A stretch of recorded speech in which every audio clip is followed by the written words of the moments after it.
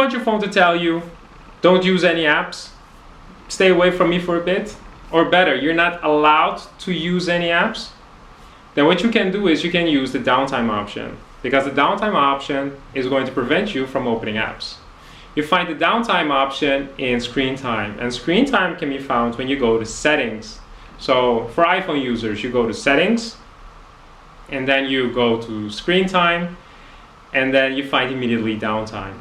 If it's not activated yet, screen time, then during the activation process you can also enable downtime if you wish to do so.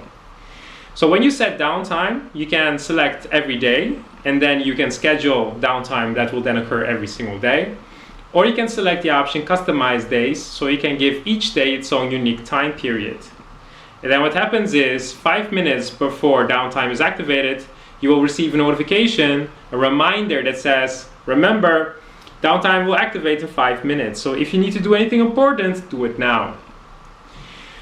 Of course, it's easy to disable downtime. It's easy to enable it, but also easy to disable it. But it's a good test. Can you stay away from your phone? For example, you set downtime for an hour. Can you stay away from your phone for that 1 hour? This is a good test.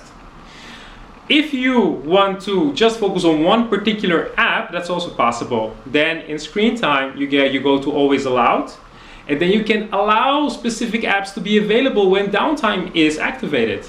So if you just need to be busy with one app, then enable downtime, so you don't have any access to other apps, there's no distraction, but then that one app that you're going to work on, that you're going to open, that one, you will make it available.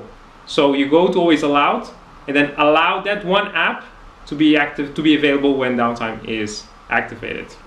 So use this downtime option that you find in settings and then screen time, and see if you can stay away from your phone while downtime is activated.